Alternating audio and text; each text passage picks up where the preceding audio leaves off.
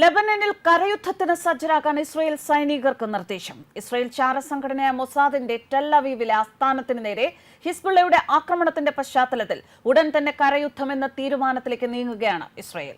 ഹിസ്ബുള്ളയെ ഇല്ലാതാക്കുക എന്നത് തന്നെയാണ് ഇസ്രായേൽ ശ്രമം എന്ന് വ്യക്തമാക്കി ഇസ്രായേൽ സൈനിക മേധാവി ലഫ്റ്റനന്റ് ജനറൽ ഹെർസി ഹാലെവിയും രംഗത്ത്. വ്യോമാക്രമണത്തിന് പിന്നാലെ ലെബനനിൽ കര ആക്രമണത്തിന് സൈന്യം തയ്യാറെടുക്കുന്നതായി ഇസ്രായേൽ സൈനിക മേധാവി ഹെർസി ഹാലെവി വ്യക്തമാക്കുന്നു. ഹിസ്ബുള്ള കേന്ദ്രങ്ങൾ ലക്ഷ്യമിട്ട് ഇസ്രായേലി മിസൈലുകൾ ആക്രമണം രൂക്ഷമാക്കിയതിന് പിന്നാലെയാണ് കരയുദ്ധത്തിലേക്ക് കൂടെ കടക്കുമെന്ന് സൈനിക മേധാവിയുടെ പ്രഖ്യാപനം. ലെബനനിൽ കരയുദ്ധത്തിന് സജ്ജരാകാൻ ഇസ്രായേൽ സൈനികർക്ക് ഹാലെവി നിർദ്ദേശം നൽകിയിട്ടുണ്ട്. ഏത് നിമിഷവും ലെബനനിലേക്ക് കരവഴി കടക്കാൻ ഒരുങ്ങിയിരിക്കണം എന്നാണ് സൈനികർക്ക് ലഭിച്ചിരിക്കുന്ന നിർദ്ദേശം. 2 ഡിവിഷൻ സൈന്യത്തെയാണ് ഇസ്രായേൽ പുതുതായി ലെബനൻ അതിർത്തിയിലേക്ക് വിന്യസിച്ചിരിക്കുന്നത്. ഇന്ന് വെളുപ്പിനും ലെബനനിൽ ഇസ്രായേൽ ആക്രമണം തുടർന്നു. കിഴക്കൻ ബെക്ക താഴ്വരയിലെ നബി ഷീദ്, യൂനിൻ, അലി അൽ നഹ്രി, അലൈൻ എന്നിവിടങ്ങളെ ലക്ഷ്യം വെച്ചായിരുന്നു വെളുപ്പിന് നടന്ന വ്യോമാക്രമണം. ഇതിൽ 13 പേർ കൊല്ലപ്പെട്ടു, 73 പേർക്ക് പരിക്കേൽക്കുകയും ചെയ്തുവെന്നാണ് വിവരങ്ങൾ. കഴിഞ്ഞ ദിവസം പകൽ നടന്ന ആക്രമണത്തിൽ 51 പേർ കൊല്ലപ്പെടുകയും 223 പേർക്ക് പരിക്കേൽക്കുകയും ചെയ്തു. ടെൽ അവീവിലേക്ക് കഴിഞ്ഞ ദിവസം ഹിസ്ബുള്ള മിസൈൽ തൊടുത്തത് ഇസ്രായേലിനെ ഞെട്ടിച്ചു. ഇസ്രായേൽ ചാരസംഘടനയായ മൊസാദിന്റെ ആസ്ഥാനം ലക്ഷ്യമിട്ടായിരുന്നു ആക്രമണം. 100-ലേറെ മിസൈലുകളാണ് ഇസ്രായേലിന് നേർക്ക് ഹിസ്ബുള്ള പുതുതായി അയച്ചത്. സിറിയൻ ഭാഗത്തു നിന്നും ഇറാഖിൽ നിന്നും ഡ്രോൺ ആക്രമണവും ഉണ്ടായി. ഇറാഖിൽ നിന്ന് 3 ഡ്രോണുകളാണ് ഇസ്രായേലിൽ പതിച്ചത്. ഇത് ഗൗരവത്തിലെടുക്കുമെന്നും ഉചിതമായ തിരിച്ചടി ഉണ്ടാകുമെന്നും ഇസ്രായേൽ സൈന്യം ഇറാഖിന് മുന്നറിയിപ്പും നൽകി. എന്നാൽ ലെബനനിൽ നടക്കുന്ന ആക്രമണം എത്രയും പെട്ടെന്ന് അവസാനിപ്പിക്കാൻ ഇസ്രായേലിന് മേൽ സമ്മർദ്ദമേറുകയാണ്. അതിനിടെയാണ് കരയാക്രമണത്തിനു കൂടി രാജ്യം തയ്യാറെടുത്തു എന്ന നിലയിൽ റിപ്പോർട്ടുകൾ പുറത്തുവരുന്നത്.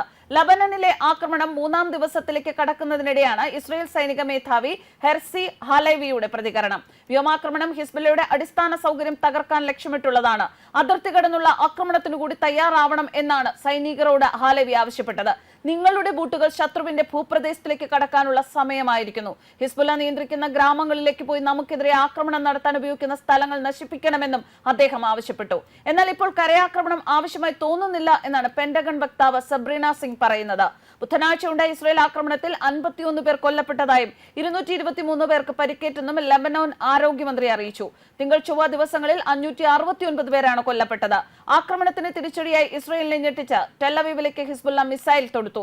ഇസ്രായേൽ ചാരസംഘടനയായ മൊസാദിന്റെ ആസ്ഥാനം ലക്ഷ്യമിട്ട് തൊടുത്ത ഖദർ 1 മിസൈൽ ആകാശത്ത് വെച്ച് തന്നെ നിർവീര്യമാക്കിയതായും സൈനിക വൃത്തങ്ങൾ അറിയിച്ചു. ഇത് ആദ്യമാണ് ലെബനനിൽ നിന്ന് തൊടുത്ത മിസൈൽ ഇസ്രായേൽ തലസ്ഥാനത്ത് എത്തുന്നത്. ഇതിനു പുറമെ 40ഓളം ചെറു മിസൈലുകളും ഇസ്രായേലിലേക്ക് ഹിസ്ബുള്ള വിക്ഷേപിച്ചിരുന്നു. സിറിയൻ ഭാഗത്തു നിന്നാണ് ഡ്രോൺ ആക്രമണം ഉണ്ടായത്. ഹമാസിന് പിന്തുണ പ്രഖ്യാപിച്ചുകൊണ്ടാണ് ഹിസ്ബുള്ളയും ഇസ്രായേലിനെതിരെ ആക്രമണം നടത്താൻ ആരംഭിച്ചത്. ഇതിന് പിന്നാലെ രാജ്യത്തിന്റെ വടക്കൻ മേഖലകളിൽ താമസിക്കുന്നവർ ഇവിടെ നിന്ന് പലായനം ചെയ്തിരുന്നു. ഇതോടെയാണ് തങ്ങളുടെ പൗരന്മാർക്ക് അവരുടെ വീടുകളിലേക്ക് മടങ്ങാനും സുരക്ഷിതമായി താമസിക്കാനുമുള്ള അന്തരീക്ഷം ഒരുക്കുമെന്ന് ഇസ്രായേൽ പ്രഖ്യാപിച്ചത്.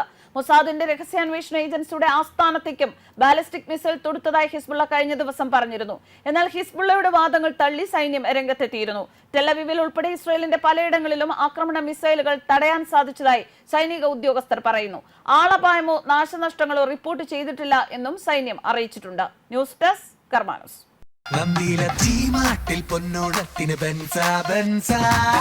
നന്ദില ജിമാർട്ട് ബെൻസ ഓഫർ. ഗോപുനന്ദില ജിമാർട്ടിൽ നിന്നും പർച്ചേസ് ചെയ്യൂ. ബെൻസ ഓഫർ നറുക്കെടുപ്പിലൂടെ ബമ്പർ സമ്മാനമായി ഒരു ബെൻസ് കാറും ഒപ്പം 5 മാരുതി എക്സ്പ്രസോ കാറുകളും ഗൃഹോപകരണങ്ങൾക്ക് 70% വരെ ഡിസ്കൗണ്ടും നേടൂ. ഗോപുനന്ദില ജിമാർട്ട് കേരളത്തിൽ എല്ലായിടത്തും.